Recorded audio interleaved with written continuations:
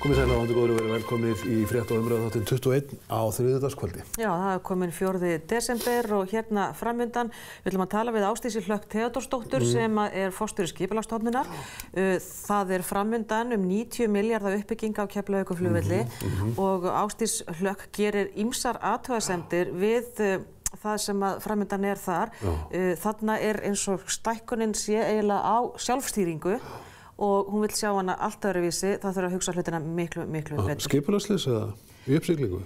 Ég veit ekki, hún notar nú ekki það svo sterkt orð, en í það minnsta að þá er ekki verið að fjölga gáttum inn í landið. Þetta er mest á forsendum flugfélagana sem að lenda þarna á Leifsstöð og á þessum svæði og þetta er mikið í höndum bara staðbundinna yfirvalda að skipuleggja þessa stækkun sem hefur áhrif á allt landið og hún vill sjá þetta inn í samgönguáætlun. Akkurat, og svo er það ritstjórnin á sínum stað enda þriðjudagur og það verða 3 fyrrverandi þingmenn sem setjast á rökstóla, þessi maður hér, Róbert Marshall og Karl Garðarsson og ætla að rýna í klausturmálið svokallaða og svona palladómar. Já, það er ýmislegt að koma nýtt og svo er annað dregið tilbaka sem hefur komið fram, til dæmis varðandi Önnu Kolbrúnu. Við kíkjum á það aðeins og eftir en síðan er það Snædís sem að fór á Kjarvalsstaði í dag því næstu daga þá verða til sýnis þau piparkökuhús sem að keppa í keppni Arkitektafélags Íslands. Þetta eru sko með fullri virðingu fyrir þeim sem hafa bakað piparkökuhús í mörg ár, 10 ára og eru orðnir alveg sko velfærir í því, þá er þetta örugglega eitthvað rosalega flott. Arkitektafélagið. Förum aðeins í fréttir dagsins, náttúrulega alveg dæmilega góð mynd á forsíðu Fréttablaðsins. Já. Anna Kolbrún með snúinn svip. Já, það er eins og hún sé með eitthvað mjög súrt upp í sér og það er náttúrulega sko, þetta er náttúrulega óskaplega leiðilegt allt saman vegna þess að sko hún var skráð sem þroskaþjálfi í ferilskrá á vefsíðu Alþingis og fagfélagið, að það sem sé klagaði þetta til landlæknis og hún var líka skráð þar sem ritstjóri tímarits í þessu fagi líka. Það er ekki við hann að sakast, Steingrímur Jóð sagði það, hann er nú bara orðið svona daglegt brauð, hann fari nú að segja eitthvað varðandi þetta mál í upphaf þingfundar. Biðst afsökunar á hverjum degi. Já, en hann sagði að þetta hefði verið misskráning hjá Alþingi, hún hefði sent inn réttar upplýsingar. Þannig að þessi dagur byrjaði illa aftur hjá henni Önnu Kolbrúnu Árnadóttur, en þetta sem sé ekki við hana að sakast. Það er gott að hún eigi eitthvað inni. Já, en það er forsíða hérna Fréttablaðsins, Morgunblaðsins sem er gullfalleg og þú ert nýkomin á norðan. Já, Þorgeir Baldursson tók þessa afskaplega fallega mynd af Akureyrarkirkju og snjóruðningstækjum fyrir framan hana, ef svo má segja, og er í brekkunni vetrarríkja á Norðurlandi. Ég var einmitt að koma frá Akureyri núna bara í hádeginu, var að fara í vinnuferð norður í gær og ég er nú vanur ýmsum snjó á Akureyri frá því ég var strákur þar og maður gerði snjóhúsin í stóru skaflunum sem jarðirnar svona skópu upp og með rakki rógastans 105 til 110 cm jafnfallir snjór. Já, það er sko 2 mánuðar með það að vera slegin fyrir norðan út af snjódýftinni og það sést í nóvember og desember og Trausti Jónsson veðurfræðingur á Veðurstofunni. Hann segir að næst mest hafi mælst dagana 7. til 9. desember 1965, 100 cm. Já, þá var ég 4 ára. Það varstu 14 ára.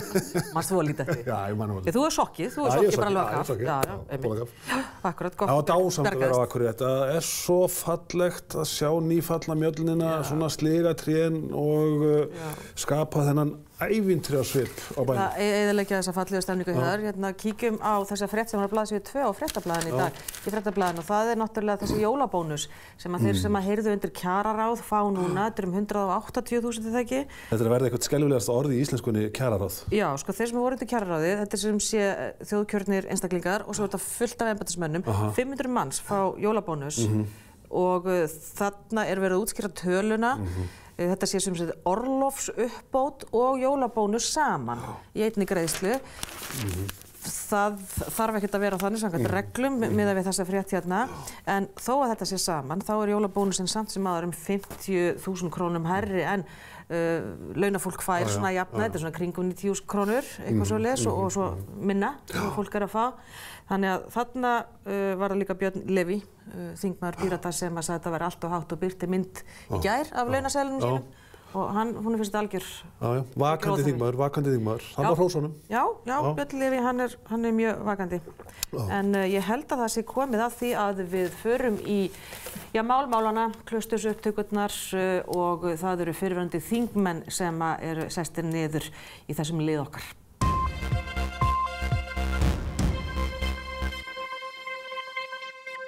Takk fyrir það, Linda. Við förum að huga að ritstjórum vikunnar og þeir refa nú munninn og rýna í helstu fréttum á líðandi stundar og þar að svo miklu að taka við komumst ekki yfir það, vænti ég. Róbert Marshall og Karl Garðarsson, fyrrverandi ritstjórar, fréttastjórar og þingmenn eins og fleiri hér við þetta borð með mér hér að þessinni. Velkomnir. Takk. Tökum klausturmálið fyrir, föstum tökum. Fyrst af öllu viðbrögð Sigmundar Davíðs, Róbert, í gær. Eitthvað á þá leið að svo skal böl bæta að benda á annað meira. Er þetta taktík að þínu skapi? Þetta ekki taktík að mínu skapi og í raun og veru bara mjög sambærileg taktík og við höfum séð frá Sigmundi Davíð áður eins og í Wintris-málinu. Hann býr sér til eitthvað svona veruleika sem hann teiknar upp og svo endurtekur hann. Það auðvitað, það dugar hvergi og það sjá það allir og það auðvitað þess vegna viðbrögðin eins og þau eru. Er þetta fyrirséð viðbrögð? Já, fyrir mér, mér fannst það sko. Ég bjóst við þessum viðbrögðum og ég náttúrulega unni bæði með Gunnari Braga og Sigmundi Davíð og Þingi og þeir eru svona og þeir vinna svona. Mín svona niðurstaða eftir að hafa verið á þingi í 2 kjörtímabil að þetta starf snýst eiginlega bara það að vera almennileg manneskja og það getur öllum orðið á. Veist, það bara, fólk gerir mistök og ef það verður uppvíst að því að haga sér með ósiðlegum hætti þá getur það leiðrétt það með því að vera eins og manneskja. Veist, en viðbrögðin hjá þeim eftir þennan viðburð hafa eiginlega verið þannig að maður velti fyrir sig hvort það sé runnið af þeim. Karl, ég eiginlega sammála Róberti, mér finnast þessi viðbrögð Sigmundar að vera mistök. Hann hefði bara átt að biðjast almennilega afsökunar. Já, ég alveg sammála því. Ég held að ég svo sem alveg sammála því líka að þetta var svona fyrirsjáanlegt svolítið að hann myndi fara í fara í svona leiðangur sem ég held að gangi ekki alveg upp í huga fólks vegna þess að hann er að tala einhver óskilgreind samkvæmi út í bæ með óskilgreindu fólki. Það sem einhver á að hafa sagt þetta eða hitt. Á óskilgreindum tíma? Á óskilgreindum tíma, þannig að maður stendur eftir með eins og eitt stórt spurningamerki og ég held að mín upplifun af þinginu var allt öðruvísi. Auðvitað tala menn mjög opinskátt hvernig annan í þinginu. Og oft þegar maður var í einhverjum samkvæmi eitthvað þá töluðu menn opinskátt næsta mann og svo framvegis. Og ekki síst pólitíska andstæðinga. En sú umræða var á allt öðru stigi, allt öðrum level heldur en þarna átti sér stað í þessu samkvæmi. Og það alveg gríðarlegur munur þar á milli. Þannig ef að Sigmundur Davíð ætlar að halda þessu fram, þá þýðir ekki að segja bara A og ekki segja B og þá þarf hann að fara eitthvað lengra og segja að hann nánast gaf það í skyn í þessu viðtali í gær í sjónvarpinu, öðru viðtalinu, að hann myndi væri að huglega hvort hann ætti að segja eitthvað meira þetta, segja hverjir hefði átt í hlut og svo framvegis, en það mun hann aldrei gera sjálfsögðu, þess að hann hefur ekkert í höndunum. En tölum aðeins þetta orðfæri, ef ég tala fyrir minn hatt, þau 4 ár sem ég satt á þingi, þá man ég aldrei eftir öðru eins. Og reyndar ég búin að vera samskipað með þingmönnum allamanns fréttamannstíð og hef aldrei heyrt álíka. Róbert? Nei. Það bara enginn sem að tala svona og svolítið lýsandi kannski fyrir stöðuna og viðbrögðin að það skuli vera einhvern veginn komið á okkur að neita því. Vita það ekki allir að svona bara hagar fólk sér ekki og við þurfum ekkert að hver á fætur öðrum að fara að lýsa því yfir að við erum ekki búningsklefum eða kallaklúbbum þar sem að svona talað fólk og konur og fatlaða og samkynhneigða. Það bara til einhvers vitnisburður það að þú sért í mjög einangruðum og skrýtnum vinahópi ef þú heldur að þetta sé miklu verra út allt í kringum þig. Þannig að þetta var bara mjög ógeðfellt sem þarna átti sér stað og þeir verða bara að eiga það. Karl, varst þú vitni að einhver álíka? Nei, aldrei nokkurn tímann, ekki neitt í líkingu við þetta. En það var líka annað í sambandi við svona fyrstu viðbrögð bæði Sigmundar og Gunnars Braga. Það að skjóta sendiboðan. Það er að segja þannig einstakling sem að tók þetta upp. Sem alltaf jafn vonlaust. Já, sem algjörlega vonlaust vegna þess líka sko þarna eru þeir á almannafæri. Þeir eru ekki í einhverju lokuðu herbyggi út af fyrir sig. Akkurat. Þeir eru þannig í bara almenningi inn á þessum stað, tala mjög hátt. Ekki eins og í lágum einmitt. Og þeir hefðum að ætla einhver heyrði til það. Að sjálfsögðu. Og sko, menn þurfa að átta sig á í hvað starfi þeir eru. Þeir eru þingmenn. Og þú getur ekki ætlast til þess að það sé ekki kvótirað í þig ef þú talar hátt á einhverjum þar sem þú er staddur bara innan almenning. Fyrr má nú vera. Þannig að sko þetta er náttúrulega sjálfsögðu efni sem átti erindi til almennings. Fyrst ég heyrði þessu að menn væru komnir með þetta allan mitt fólk. Þá sagði ég, já ok, hérna og spurði hvað var í þessu. Og það var tilkvæmt eitthvað eitt eða tvennt og síðan voru menn að diskutera að vera kannski einhver svona engamál þarna inni og ég sagði ef þetta eru fréttir sem almenningur á rétt á að heyra, þessi bara frétt á að náttúrulega segja frá henni. En varstu strax á þeirri skoðun að þetta ætti erindi til almennings? Ég vissi ekki hvað var í þessu og ég spurði ekki nánar út í það. Ég bara heyrði að það væri þarna ýmislegt í þessu, menn voru ekki búin að hlusta á þetta allt saman, þetta eru fleiri klukkutíma. Og hérna ég sagði bara ef það er eitthvað frétt í þessu sem að klálega erindi við almenning þá sjálfsögðu á að segja frá henni en kannski ekki ef menn eru farin að tala einhver svona prívat mál sem milli sko. En þannig að það var mín einu viðbrögð og svo ég var ekkert að hugsa þetta meira fyrir en ég bara sá fyrstu fréttina sem voru birtar sko. En aðeins meira orðfæri þingmanna frá fyrri tíð og núna í seinni tíð. Sko, sumir sem eru kannski að horfa á okkur núna að segja óskaplega þeir heilagir. Auðvitað hafa þeir heyrt eitthvað misjant. Ég reyndar hef aldrei heyrt neitt í viðlíkingu við þetta, en sko, maður auðvitað heyrt orð eins og skíthæll og drulluhalli og einhversi frekja og annars í letingi. Orðfæri hefur oft sko verið þannig að það hefur kvini í tálknum. Já, en þetta tekur út yfir allan þjóðarbálk.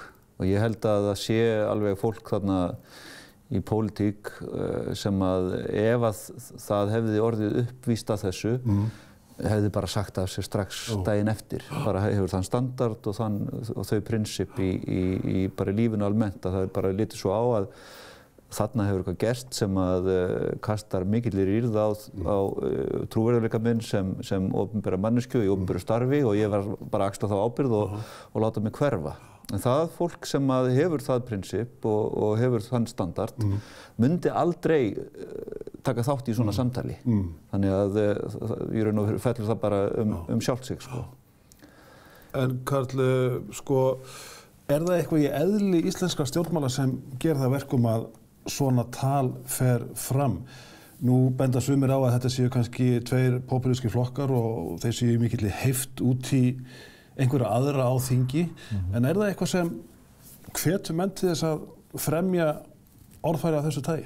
Það sem kom mér mest á óvart þegar ég fór inn á þing var sko andrúmsloftið sem er í þinginu og hérna þingi er náttúrulega ekki venjulegur vinnustaður. Þarna eru ákveðnir hópar og hóparnir kallast þingflokkar sem eru hver og einn að berjast fyrir ákveðinni hugmyndafræði og sínum málum og allt gott það að segja. Og það sem kom mér mest á óvart var að þessu hugmyndafræðilega ágreiningu sem er bara allt gott að blessa það og menn bara diskutera það í sín á milli og ekkert það að segja. En mér fannst stundum að hjá mörgum þingmönnum þá hættir þetta að vera bara hugmyndafræðilegur ágreiningur, menn fara að gera það persónulegt líka. Þannig ef einhverju líka ekki við einhvern út af því hvernig hann talaði hugmyndafræðilega, þá fór hann líka illa við hann persónulega líka. Menn gátt ekki skilgreint á milli.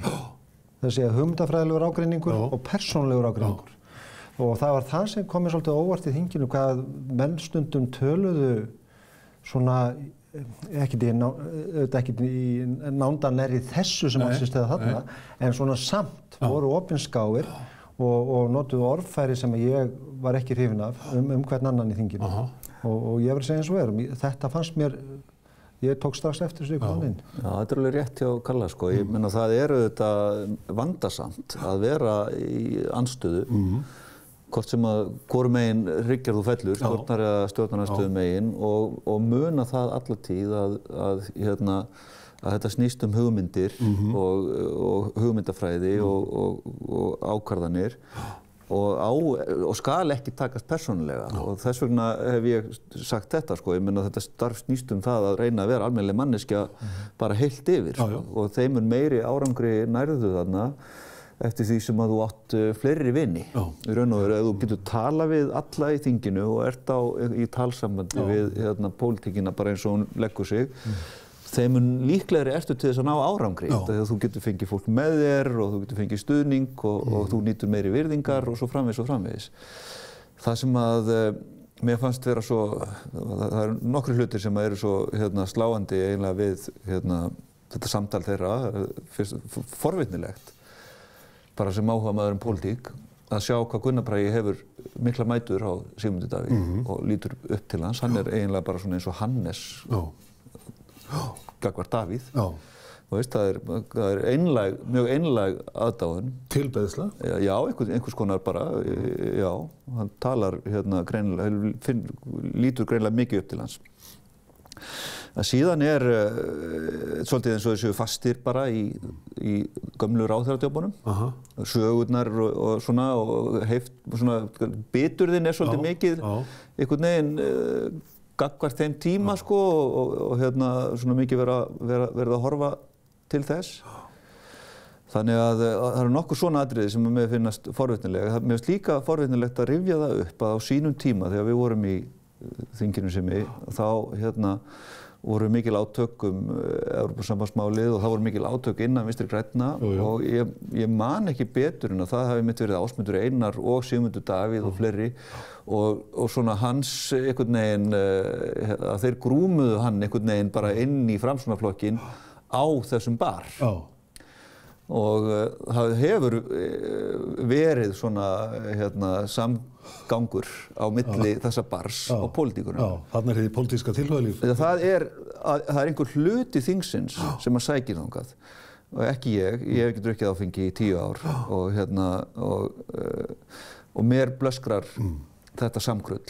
Mér finnst sko áfengiskúltúr og pólitík bara engan veginn fara saman og menn eiga alls ekki undir neinum kringumstæðum að vera að blanda þessu tvennu saman. Þetta vinna og þetta háheilug vinna í þágu almennings og það á bara ekkert áfengi heima þar. Og mér fannst það alveg sláandi, segi ég nú sem SÁ-maður og horfi á þetta með þeim gleraugum, að sjá í fréttatíma Stöðvar 2 og okkar gamla vinnustað á 50-dagskvöldi síðastliðið þegar þetta mál var í hámæli og það var þingveisla og fyrrverandi og núverandi þingmanna sem ég mætti ekki í og langaði ekki til þess að vera þarna. Ekki frekar en ég. Þá eru Píratar að koma út úr þingsalnum, út úr þinghúsinu og leiðinni í rútu, hver með 2 eða 3 bjórflöskur í hendinni og í poka.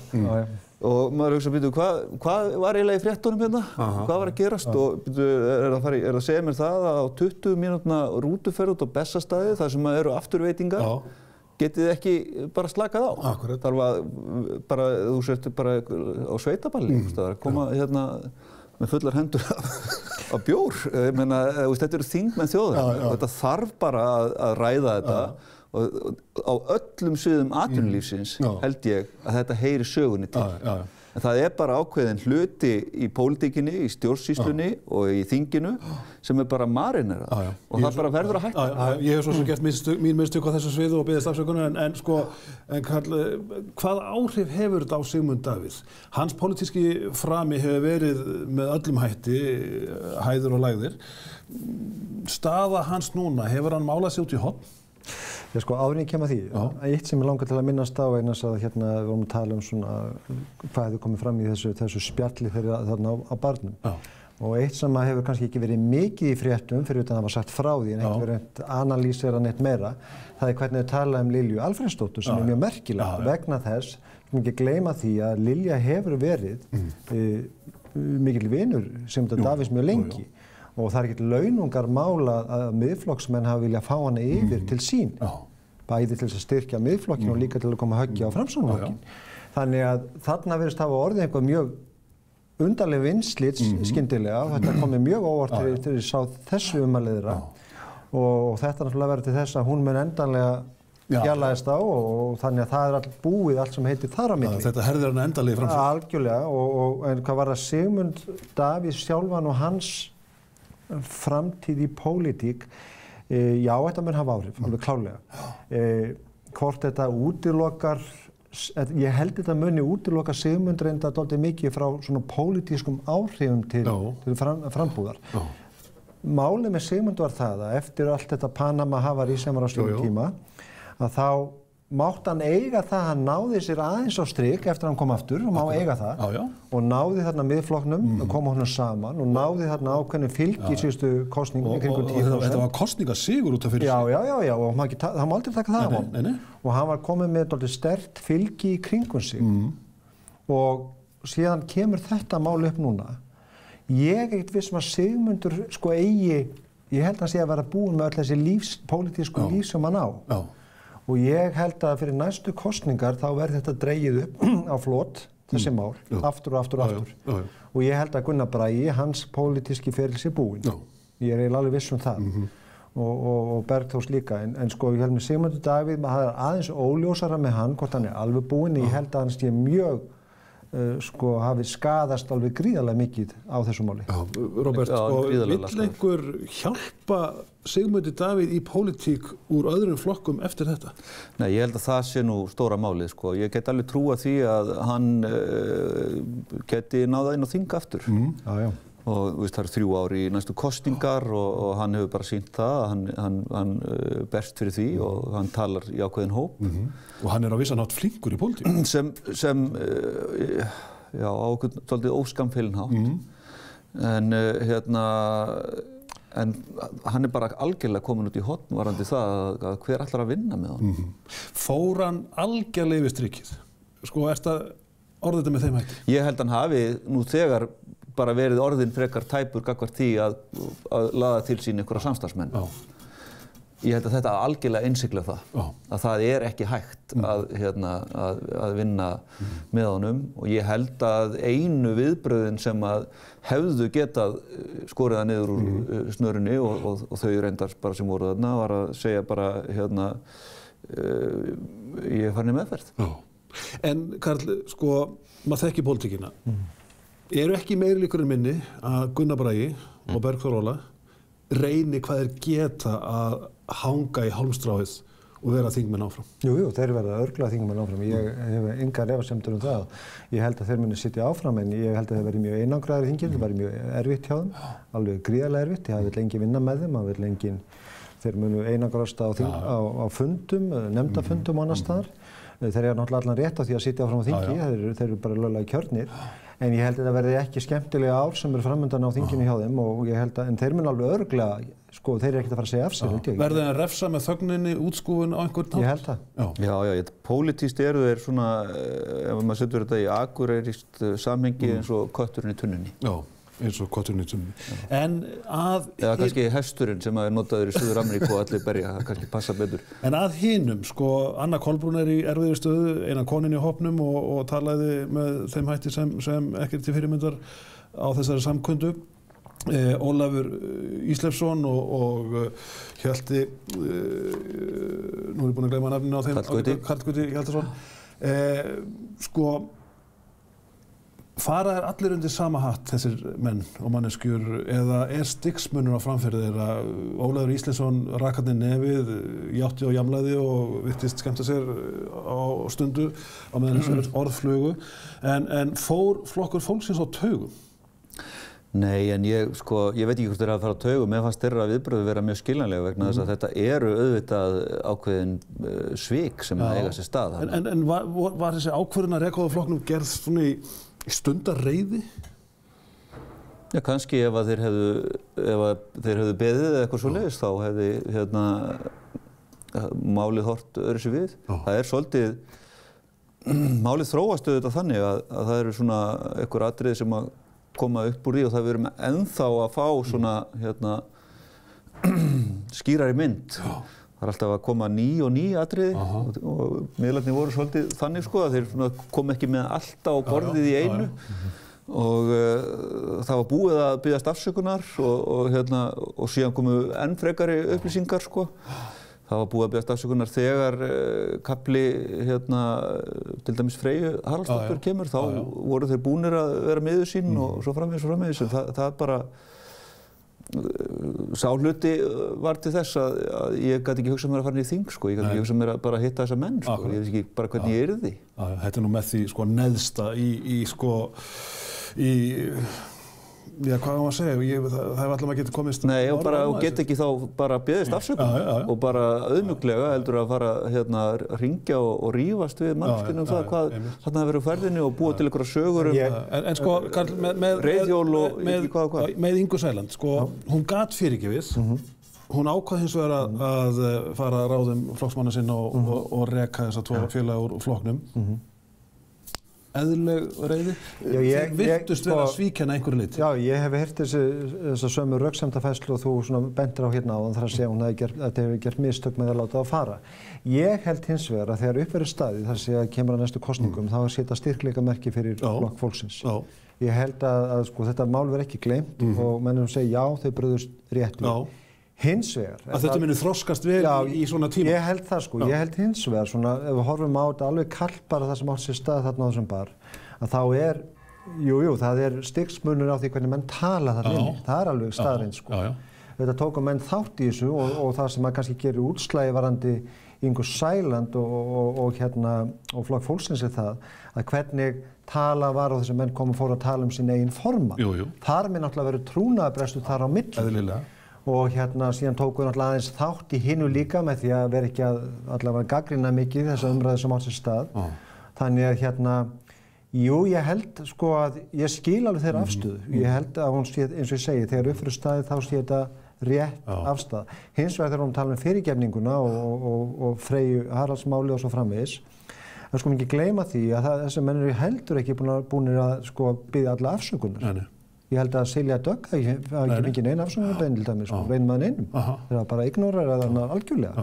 Þannig að þeir svona handvelja svolítið úr þá sem virðist vera sem eiga að fá afsökunarbeiðni og sleppa inn. Róbert, þetta er sammála því að Inga Sæland sé að sækja sér pólitísk innistæðu fyrir næstu kosningar með þessar ákvörðun? Þetta muni komin til góða þá? Það gæti verið að hún og þau horfi á það þannig, en mín tilfinning varðandi þeirra flokk er að þetta sé svona one hit wonder, sko, sem hafi farið inn á fyrir algjöra slembulukku síðast. Í raun og veru reiðist það bara kvöldið fyrir þetta framistöðu Ingu í sjónvarskappræðum. Og ég myndi ekki spá því að þau fari aftur inn á þing með fulltrúa og ég held að ef að miðflokkurinn nær einhverju þá er það mögulega að þau ná Sigmundi Davíð og einu með tveimur með þeim aftur eins og staðan er. Sjáum hvað setur. En að lokum, sko, þetta fer fyrir siðanefnd Alþingis undir forsæti Ástu Ragnheiðar Jóhannesdóttur og þar fyrir á fleti eru tveir aðrir, þar á meðal Salvör Nordal. Karl, hvað gerist með og eftir þá vinnu? Ekki neitt. Ég held að það sem gerist eftir þessa vinnu, það er náttúrulega þessi nefndi kemur bara fram með sitt álit og við getum svo sem alveg búist við því að það álit verði á þá leið að siðareglur hafa verið brotnar. En það hefur engin önnur áhrif í sjálfu sér. Sko. Það er sko, umræðan þetta mál verður langt komin sem slík og menn segja já, þetta er bara staðfestara sem við vissum, en síðan mun ekkert gerast, það mun ekkert leiða til þess að þessi menn fara eitthvað að segja af sér fyrir en áður. Það er alveg á hreinu.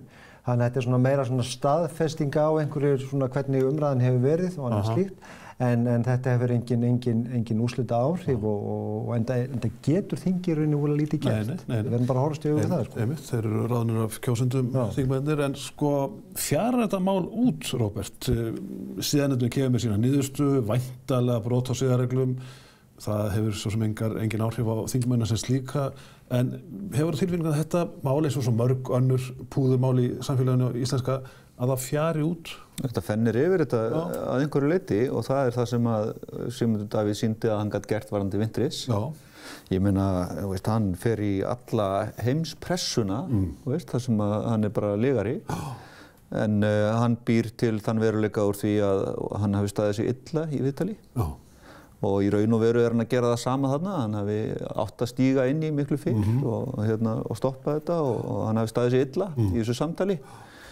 Og það er bara saga eða einhver söguskoðun og einhver lína sem að hann og Gunnar Bragi munu endurtaka í sífellu og munu endurtaka þegar niðurstaða siðanefndar liggur fyrir. Líklega munu þeir bara segjast vera enn meira sjokkeraðir heldur en siðanefndin. Þeir eru eiginlega búin að vera mest hneykslaðir á þessu sjálfur, sko, hvernig þeir létu þetta kvöld. Þetta býsna stórt hneykslismál. Þetta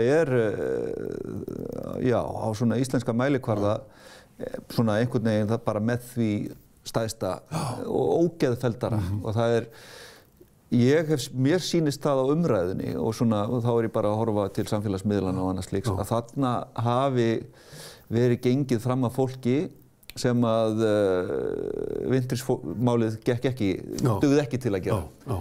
Skilur, þetta bara á allt öðrum stað og þetta skilja allir og það skynja þetta allir sem mjög svona neikvætt og ógeðfellt og þetta svona mál geta setið býsna lengi. Róbert, Karl, bestu þakki fyrir komuna. Takk. Að greina þetta klausturmál svokallaða, en við förum hér að fara í nokkrar auglýsingar og þar á eftir skipulagsmál suður með sjó, það sem að verða til en þéttasta og ríkasta byggð landsins á næstu árum.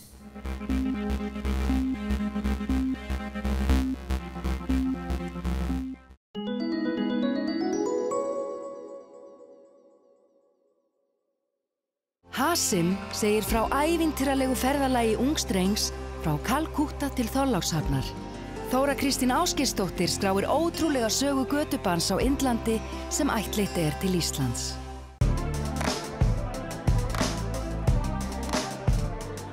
Hvar hentar þér að starfa í dag? Regis.is. Við höfum framleitt rúm í nær 70 ár, fagmennska í fyrirrúmi, vóg fyrir heimilið, Síðumúla og Akureyri. Nýju líf ævintýramannsins Gísla Steingrímssonar eftir Sigmund Erni Rúnarsson. Stórskemmtileg ævisaga Eyjapeyja. Veröld. Gjafakort Bónus gjöf sem kemur á góðu nótum fyrir alla og fæst í öllum verslunum Bónus. Sparaðu tíma og fyrirhöfn, gefðu gjafakort Bónus.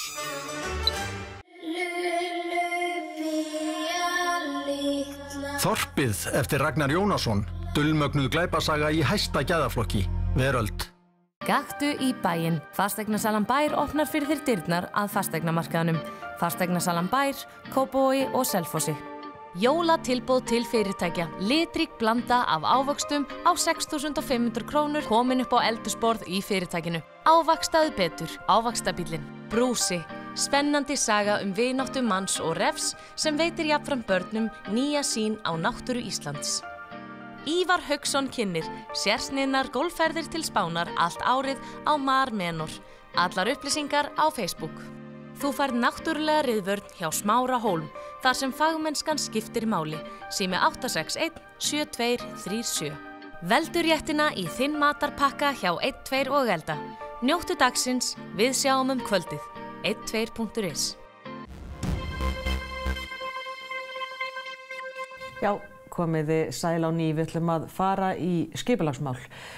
Skipulagsmál eru eitthvað sem að varða eiginlega alla okkar tilveru og svona kannski allt okkar umhverfi og hvernig við búum að okkur. Við ætlum að byrja því að skoða svolítið það sem að gerast á Keflavíkurflugvelli. Það er náttúrulega gríðarlega mikil umferð flugvellin, en framundan 90 milljarða uppbygging Keflavíkurflugvallar og þetta meðal þess sem á borði skipulagsstofnunar og þar hafa komið fram athugasemdir að það væri ekki stefnt í rétta átt. Ásdís Hlökk Theódórsdóttir forstjóri skipulagsstofnunar, velkomin. Takk. Sko, þetta náttúrulega gríðarleg stækkun. Þetta 90 milljarða uppbygging. Já. Hvað hafið þið við að athuga við þau áform og þessar framkvæmdir? Það sem við höfum fyrst og fremst verið að benda á að þessi mikla og hraða uppbygging sem að þarna þegar hafin og eru þetta áformuð áfram til næstu ára og áratuga, hún varðar samfélagið svo langt út fyrir mörk þess skipulagssvæði sem tekið fyrir þegar það unnið skipulag fyrir Keflavíkurflugvöll. Yeah. Og það má kannski segja þegar litið í baksýnisspegilinn að íslensk stjórnvöld hafi svona ekki alveg verið búin að búa sig undir þetta og móta sýnin og umgjörðin og ramman fyrir þróun Keflavíkurflugvallar. Yeah. Þannig að það hafa verið sem sagt bara staðbundin stjórnvöld skipulagsmála á Keflavíkurflugvalli sem að hafa metið stöðuna þannig að það þurfi bara að bregðast við þeirri eftirspurn sem að fyrirsjáanlega á hverjum tíma frá flugfélögum og út frá spám flugfélagana og sett fram sín stækkunar áform út frá því og þannig að við höfum séð sko flugumferðina náttúrulega aukast þannig að þegar til dæmis síðast var mótuð langtíma samgönguáætlun í landinu í kringum 2011 og 2012 þá voru 2,5 milljón ferðamanna að koma til landsins á ári. Núna það að stefna í eitthvað 10 milljónir held ég í ár og það verið að tala sko í spám fyrir Keflavíkurflugvöll að það geti verið að koma 24 milljónir 2040. Þannig að þetta stækkunar áformin miða við þetta og ganga út frá þessu en það sem við höfum saknað að vera benda og ítrekað að það vantar í rauninni stefnumótunina til grundvallar þessu og það sem þá skoðað og velt upp valkostum og greint með tillit til áhrif og samfélag og náttúru út all land. Já. Þetta örugglega það sem við viljum gera? Sko þú ert eiginlega kannski að segja að þetta er of staðbundin hugsun. Já. Að þetta bara snýst bara þennan eina punkt. Já. En við náttúrulega erum með ferðaþjónustu all land. Já, ferðaþjónustu og löggæslu og heilbrigðisþjónustu og náttúru. Þannig að þetta auðvitað hefur svo margvísleg áhrif. Það alltaf fólk sem þarf að manna ferðaþjónustuna, það all byggingarstarfsemin, það umferðin, eins og ég segi, það álag á heilbrigðisþjónustuna og það auðvitað svo ótal margt eins og við þekkjum, bara borgarar í landinu. En hvað það sko þá í framkvæmdinni sko sem að þyrfti að gera öðruvísi? Sko það er náttúrulega talað að fjölga gáttum inn í landið. Já. Að til dæmis að, ég meina, Egilsstaðaflugvöllur gæti nýst betur eitthvað svoleiðis til þess að nýta alla kraftana sem eru ekki bara hérna á höfuðborgarsvæðinu. En hvað þyrfti að gera öðruvísi í þessari framkvæmd, stækkunarframkvæmd? Já, ég held að sko aðalatriði kannski það að við leggjum niður fyrir okkur hvað viljum að þetta vaxi mikið. Já, þetta á sjálfstýringu? Já. Og það sé markvisst farið yfir sem sagt bara með mati, eins og við gerum í umhverfismati, hvaða áhrif það hefur á einhverju samfélag mismunandi sviðsmyndir. Hver að taka þá ákvarðanir þessa gríðarlegu uppbyggingu? Ég meina, það þá bara, sko, það ekki stjórnvöld sjálf í landinu? Það auðvitað fyrst og fremst verið látið í hendur þeirra aðila sem fara með skipulagsmál á Keflavíkurflugvelli og það gríðarlegt vald. Það stórt verkefni og þeim auðvitað vand á höndum. Þau hafa heilmikið að takast á við og ég held að það geta skella skuldinni á þá aðila. Ég held að fyrst og fremst erum við ítrykkað að vekja athygli á því að það þarf meira að koma til og við höfum verið að benda á það núna að samgönguáætlun sem núna til umfjöllunar í þinginu sé eðlilegur og sjálfsagður í okkar augum vettvangur til að taka þessa strategísku stóru umræðu, velta upp þessum sviðsmyndum, skoða áhrifin og móta sín sem þá til grundvallar því þegar að yfirvöld á Keflavíkurflugvelli vinna svo áfram með sín verkefni. Já, akkurat. Þetta bara látið í hendur þeirra sem eru þarna á staðnum og þá kannski hérna spurningum, að það sé hugsað til langs tíma, sko. Já. Og það bara ég meina, þetta ekki sko þannig að það bara verið að bregðast við?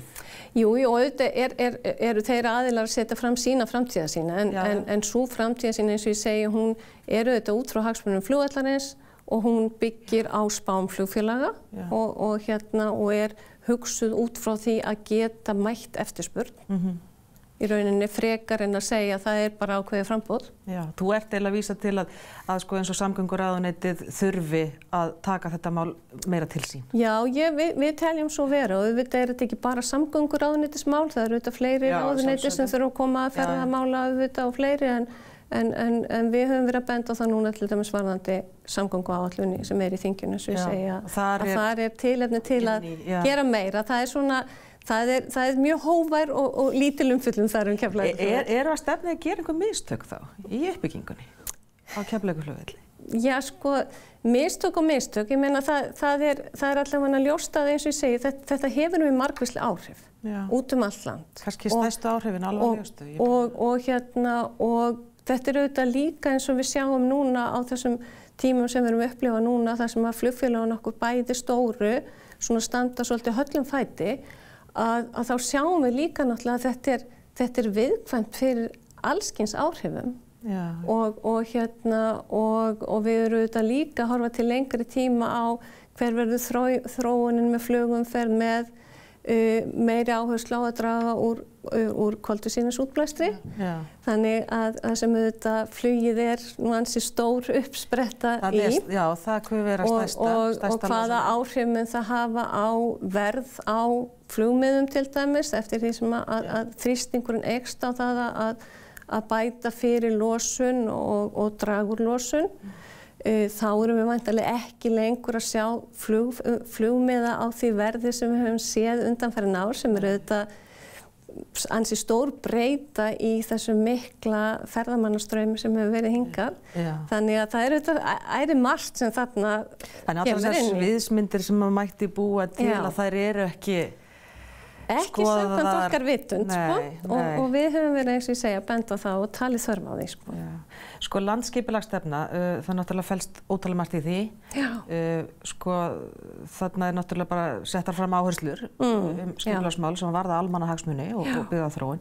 Hverjar eru svona helstu áskoranir fyrir ykkur núna í skipulagningu bara landsins? Já, það stórt spurning. Já, þetta mjög stór spurning. Já, en það kannski einfalt svar við því engu síður því að það í gildi núna landsskipulagsstefna sem að Alþingi samþykkti 2016 og hún tekur á svona almennum skipulagsáherslum varðandi í rauninni allt landið. Það sérstakur kafli hálendið.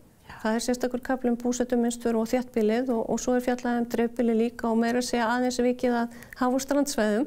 Þannig að það svona komið við gefin sett fram stefna sem á við skipulagsmál almennt í landinu og hún þar sett fram sem sagt svona til grundvallar og leiðsagnar fyrir skipulagsvinnu sveitarfélaga.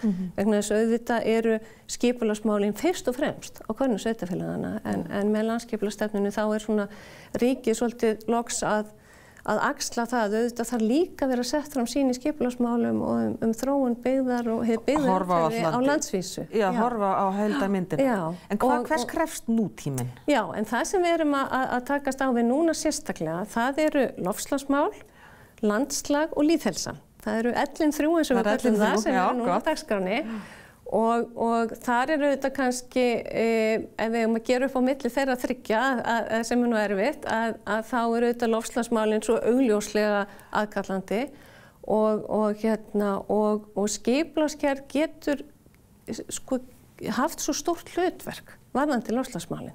Og að hvaða leyti þá helst? Vegna þess að þegar við skipuleggjum byggð og ákveðum landnotkun eins og við gerum í skipulagsáætlunum, þá erum við að taka ákvarðanir sem hafa áhrif á það hvað við getum dregið mikið úr losun. Þá erum við að hafa áhrif á það hvað við getum gengið mikið og hjólað mikið og hvað við getum mikið meira keyrt á rafbílum heldur en á jarðefnaeldsneyti með því hvernig við komum fyrir byggð og útfærum samgöngumannvirki, þéttleiki, blöndum byggðar og svo framvegis aðgengi almennum samgöngum. Allt þetta skiptir máli upp á það hvað við losum mikið. Við erum líka að taka ákvarðanir það hvað við getum bundið mikið, til dæmis með skógrækt og landgræðslu og endurheimt votlendis, því að skipulagið það tekur ekki bara til þéttbýlisins, það tekur til alls landsins.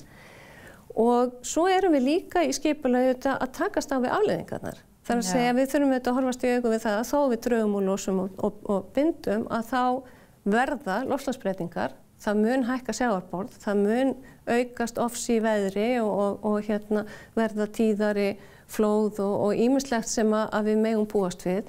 Og þar þarf skipulagið þá líka bregðast við með viðeigandi reglum staðsetningu og byggð, viðeigandi varnarmannvirki og fleira. Þannig að það alveg hellingur að takast á við sem bara mjög mikilvægt að við gerum tímanlega. Já, tímanlega vegna loftslagsmálana. Hvað langt síðan að við fórum hér á landi í skipulagsmálum að hugsa út frá umhverfisvernd og losun? Þetta nýtilkomið til dæmis vegna losunarinn? Já, í loftslagsumræðan, hún er ekki búin að vera mjög sýnileg lengi í skipulagsgerð. Það kannski helst að við getum séð að Reykjavíkurborg hafi þar svolítið dregið vagninn og svona tekið á loftslagsmálunum sýnilega og í alvöru. Það ekki búið að vera nægilega sterkur þráður á þema í skipulagsgerð almennt. En hins vegar eigum við enga síður, sko, höfum við til langs tíma til dæmis haft skýra leiðbeiningar til dæmis skipulag á lágsvæðum, hvernig eigi að fara með gagnvart, sko, fyrir séðri hækkun sjávarborðs varðandi gólfkvóta í byggingum og því líkt. Þannig að það er svona einstök atriði sem við höfum verið að sinna alllengi og bara alveg held ég ásættanlega og vel. En svona í heildina að taka sem sagt loftslagsmálin fyrir bara sem það sem þau eru og svona fjölþætt viðfangsefni, það hefur við ekki verið að gera af neinni alvöru. Sko, megum við segja þá bara í dag þetta orðið ráðandi þema? Já, það verður. Við erum komið þangað? Já. Mér langar að spyrja það einu, þið voruð að halda upp á 80 ára afmæli Skipulagsstofnunar sem hefur gengt ýmsum nöfnum samt í gegnum tíðina. En þarna var gestur, amerískur prófessor í borgarskipulagi, Nico nokkur Larko. Hann var að tala gjörbreyttar borgir með innkomu vefverslunar og sjálfkeyrandi bíla. Hvaða mynd var hann að teikna upp og hvað verður raunverulegt af því? Já, það var svo gaman að fá þennan mann í heimsókn og með þetta efni. Og af því líka eins og þú segir að þetta var 80 ára afmælið okkar og þá var hugmyndin að við værum ekki bara að fara yfir sögun og horfa hvað hefur gerst á þessum 80 árum, heldur einmitt að skima svolítið inn í framtíðina og hvaða áskoranir eru á sjóndeildarhringnum. Og við vorum að tala loftslagsmálin, það er auðvitað eitt sem við augljóslega þurfum að setja á dagskrána, en það er líka fleira og það er akkurat þetta sem hann var að tala það er fjórða iðnbyltingin í hinu byggða umhverfi. Hvað gerist í hinu byggða umhverfi með fjórða iðnbyltingunni?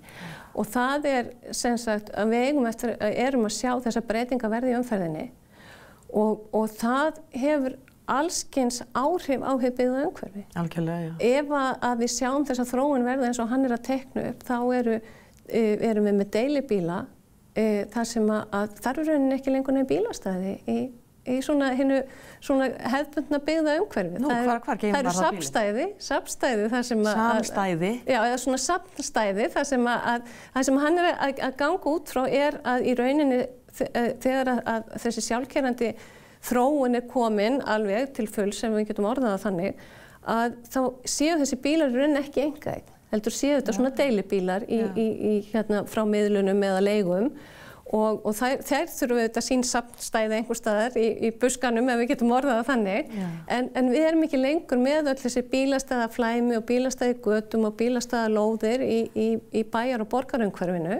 Við þurfum hins vegar sleppistæði að fara úr í. Þetta er merkilegt, já. Og þetta er bara einhver gjörbreytt mynd og þetta losar við þetta fullt af landi. Þetta getur haft áhrif á landverð til dæmis og uppbyggingamöguleika og þéttingamöguleika. Þetta getur líka haft áhrif á hvað við erum tilbúin að aka langt til og frá vinnu á hverjum degi af því að bílferðin verður öðruvísi heldur en þegar við erum að keyra sjálf. Þetta heldur að breyta líka bara samskiptum fólks. Svo er þannig bara sem er líka... Bara borgarmenningu. Já, svo er það sem er kannski dálítið mikil áskorun og ekki endilega með jákvæðum formerkjum og tengist líka þessari þróun í netverslun sem hann var líka að tala um að við erum meir og meir að fara frá því að fara inn í búð og fara bara á vefsíðu í staðinn.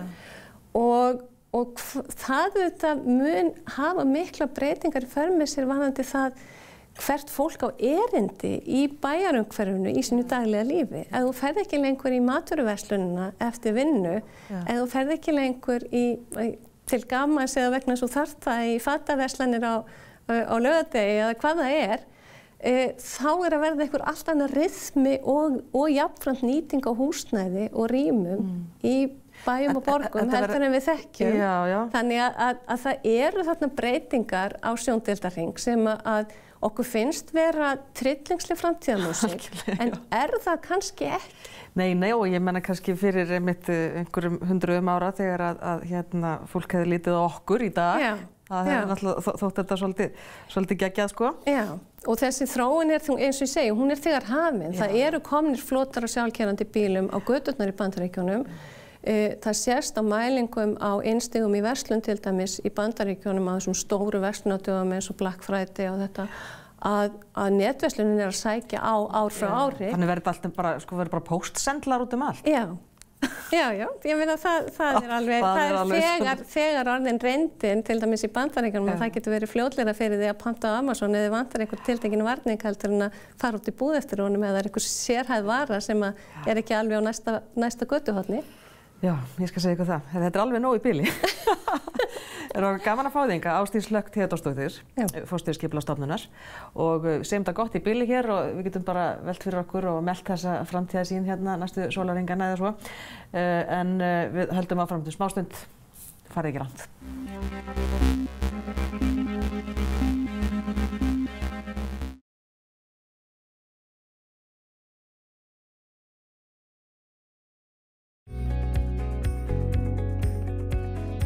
Gefðu gjöf frá frægustu hönnuðum heims. Epal.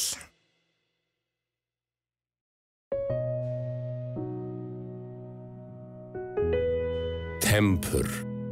Dýnan sem styður svo vel við þig að þér finnst þú svífa í svefni. Tempur.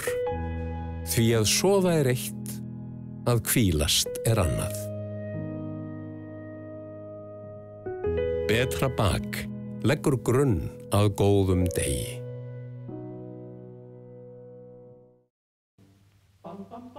Allt svo mátulegt. Kormákur og Skjöldur, Skólavörðustíg og Laugavegi. Kaupþinging, bankinn sem átti sig sjálfur eftir Þórð Snæ Júlíusson. Ofmetnaður og græðgi, samtrygging og samsæri, blekkingar og svik. Sláandi lesning, Veröld.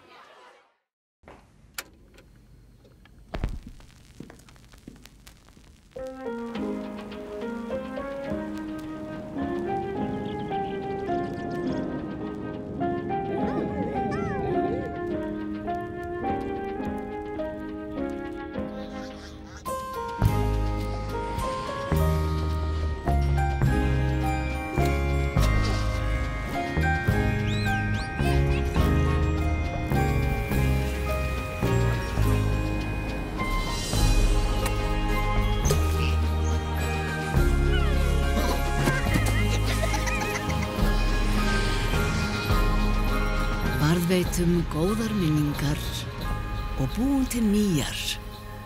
Icelandair. Hafkarl er vottuð íslensk náttúruafurð sem hjálpað hefur þúsundum Íslendinga að ná betri lýðheilsu. Hafkarl styrkir brjósk og bein. Rafsalir. Sérþekking á öllu sem tengist rafmagni í bílnum þínum. Rafsalir. Þú finnur okkur á Facebook.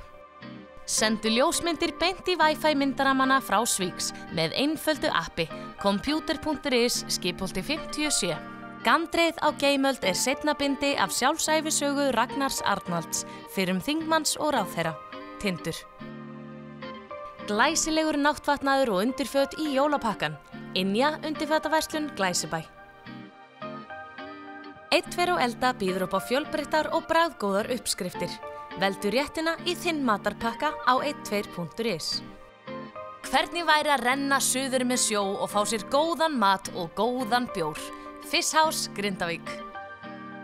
Vönduð ljós fyrir heimilið. Rafkaup Ármúla, rafkaup.is.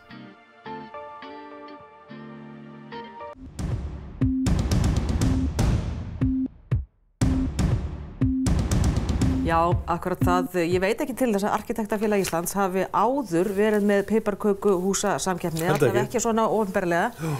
Það er næstu daga á Kjarvalsstöðum til sýnis þar sem að þeir arkitektar í samkeppninni hafa sett saman og ég býst við að þetta sé alveg svona, hvað maður að segja, yfir meðalagi flott.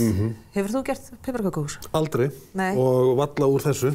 En spurningin Ertu að grafa bakkanum?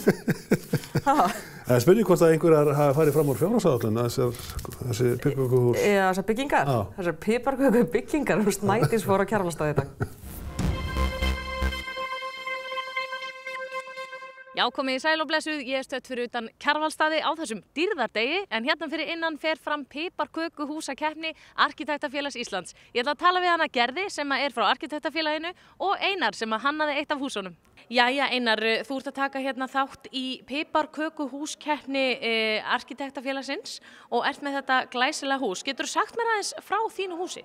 Já, þetta hús er sem sagt leikskólinn í Garðabæ sem Arkiteo og Einrúm teiknuðu saman og er byggður núna. Þetta er hérna sem sagt leikskóli í Akrahverfinu og ég ákvaði að taka hann bara fyrir núna og það var sko samkeppni hérna stjórnarráðshúsið, ég ákvaði að sleppa því og taka þetta í staðinn og mér finnst þetta meira spennandi, sko, og skemmtilegra. Kannski aðeins meira viðeigandi? Já, það er náttúrulega jólin og koma og svona, þannig að, þá tókum við þetta bara alla leið í þessu, sko. Skilji, en hvernig gekk, sko, baksturinn sjálfur? Það er eitt að setja saman húsið, en hvernig gekk baksturinn? Baksturinn gekk vel. Við urðum reyndar, það var einn hluti sem við þurftum að baka 4 sinnum. Það gleymdist í ofninum og brann og svona og þetta var ekki alveg áfallalust en þetta gekk vel á lokum, sko. En hvað tók þetta langan tíma? Nú er þetta svona ansi stór bygging að piparkökuhúsastærð að vera. Já, jú, þetta tók, ég fór nú að telja þetta saman, ég held að sé 15 klukkustundir sem að fóru í þetta fyrir 2 menn. Og hvað kom þér svona mest á óvart í piparkökuhúsagerð? Það var bara, hvað var hægt að gera í rauninni. Eins og með glerið, við lögum mikið metna í það, gluggana og eins svona hvernig maður þurfti að hafa degið, sko. Þú veist, þykkt að deginu, það skiptir miklu máli. Við erum að tala um nanomillimetra þarna, sko. Þú veist, sem að þurfti að mæla og hafa rétt og til þess að... Ég skil þig, en notastu, sko, þetta er svolítið öðruvísi form heldur en að byggja venjulegt hús, en notist þið við arkitektúr þegar þið eruð að byggja svona hús? Já, það er alveg klárlega, sko, því að maður þarf að hugsa rými, birtu og svona notkuna möguleikana, sko, alveg klárlega, sko. Mikill metnaður lagður í þetta, en þessi leikskóli er glæsilegur í sinni eigin mynd sem og piparkökuhúsamynd. Til hamingju með þetta, ég vona á vinnir. Takk fyrir. Jæja, Gerður, nú erum við stödd hérna á piparkökuhúsakeppni Arkitektafélagsins. Geturðu sagt mér frá keppninni? Já, þetta er í fyrsta sinn sem Arkitektafélag Íslands stendur fyrir piparkökuhúsakeppni og vonandi er hún komin til að vera. Og í ár eru 5 hús sem taka þátt. Og hún sem byrjaði í gær, 3. desember, og stendur til 9. desember hérna á Kjarvalsstöðum og 9. desember, sem sunnudaginn, þá er verðlaunaafhending klukkan 3. Og já, það eru 5 hús sem er að taka þátt og þau eru annars vegar, það eru annarkvort einstaklingar sem eru að taka þátt eða stofur og í einu húsinu er teymið 9 manns, það eru 2 stofur sem unnu saman að þessu verkefni. Já, ég skil. Eigum að taka smá útsýnistúr yfir húsin, mér langar svo að skoða þau nánar. Hvað erum við með hérna? Oddi eftir hérna Unu Eydísi? Já, hún Una Eydís, arkitekt, hún er smíðar hérna fyrir okkur væntanlega kirkju. Já. Og þetta er bara hennar sköpun í þessa keppni og í rauninni arkitekt að fá hérna algjörlega lausa tauminn og sína algjörlega geta í rauninni bara gert það sem þeim hugnast og algjörlega ekki bundin einum kostnaðarramma eða byggingarreglugerð. Já, ekki miklu annað. Það er skemmtilegt að því minnst líka umhverfi vera svolítið svona nýstárlegt og það náttúrulega skiptir líka lykilmáli í piparkökuhúsagerð. Heyrðu, vá, þetta er Álfabánsabaðið eftir Basalt. Þetta er Álfabánsabaðið, nákvæmlega, og þetta eru 4 aðilar arkitektar sem vinna hjá Basalt sem gerðu þetta hérna verk, en Basalt unnuði með hönnunarverðlaun Íslands núna í ár og þau eru hönnuðir af Bláa lóninu og hafa gert fleiri bæði svona spa á Íslandi og sundlaugar, þannig að þau náttúrulega halda sig við þemað og eru með bað. Álfabánsabað, skemmtilegt að hafa sko litlu gummibánsana en þetta er einmitt, já, maður sér alveg smá Bláa lónið í þessu. Já, er það ekki? Það er mikið verið að slaka á hérna. Já, nákvæmlega. Heyrðu, og hvað, þú sagði mér hérna áðan, borgarlínan eftir Hildi Gunnlaugsdóttir, smá pólitík. Og hún tók mjög svona frjálslega leið og ég er mjög ánægð með það. Hún var ekki að láta neitt stoppa sig, heldur bara óði verkefnið og þetta er náttúrulega rammpólitískt verk, hérna erum við með borgarlínuna og mjög skýr skilaboð, bara þétting byggðar og borgarlínan. Það má nú segja það, en sko líka skemmtilegt að þetta er nú piparkökuhúsakeppni, en hér er ekki einasta piparkaka. Nei, og það er reglur þessari keppni eru mjög opnar og þarna eins og ég segi, það var algjörlega arkitekt sem var gefin laus taumurinn, sko. Já, og litagleðin leynir sér ekki. Þetta er opbóðslega skemmtilegt og svo erum við komin að verkinu hans Einars og leikskólinn Akrar. Herðu, já, síðan erum við komin í síðasta húsið sem er, svolítið svona öðruvísi en hinn. Já, hérna er augljóslega verið að nota nýjustu tækni. Jú. Þetta er laserskorið og þetta eru sem 2 stofur Kratz og Tripoli sem unnu saman og kalla sig Krapoli og þetta heitir pipardvergurinn. Hér hafa nefnilega smámunirnir ekki verið fyrirstaða því að það eru flísalögn. Já, algjörlega og þetta er bara mjög metnaðarfull. Já, Gerður, þetta er bara ansi glæsileg keppni en eru vinningar og hver er svona ávinningurinn í þessu verkefni? Herðu, já, það eru glæsileg vinningar í boði og ávinningurinn er auðvitað bara að hafa gaman, taka þátt og vera ekki að hugsa byggingarreglugerð eða kostnaðarramma og það eru reglulega samkeppnir út í bæ, bara það sem verið að byggja alvöru hús og þetta var bara svona aðeins að losa streituna og bara aðeins að leyfa arkitektunum að leika sér og þeir hafa svo sannlega gert það og það er bara svo mikið að gera hjá arkitektum, það voru miklu fleiri sem vildu taka þátt en svo bara höfðu þeir ekki tíma sko. En ég býst við á næsta árið að verði meiri þáttaka. Akkurat. Herðu, við ætlum ekki að hafa þetta lengra úr Kjarvalsstöðum, við hvetjum fólk eindregið til þess að kíkja á þessi glæsilegu piparkökuhús því að hér er sannkölluð jólastemning. Þú að telja krana? Já, ég er nefnilega hnaut sem eina fréttindi í morgunni þegar ég var að fljúga frá Akureyri í hádeginu. Kranavísitalan. Að kranavísitalan... Hún er jafn há og hún var árið 2007. Það eru jafn margir kranar á lofti. Byggingakranar, það er að segja. Í Reykjavík og víðar á land og voru 2007, það herrans ár. Þetta er í Morgunblaðinu í dag, sett frá þessu og fylgir kranamynda sjálfsögðu með. Þannig við erum komin í spennuna. Já, við erum á tindi hagsveiflunar. Já, það var ekki bara ein leið niður. Hún gæti verið svo. Já, en já, ég held að þetta sé búið í bili. Það verður að næga að taka á morgun eins og alla aðra daga. Þakka fyrir ykkur að sinna og verið sæl.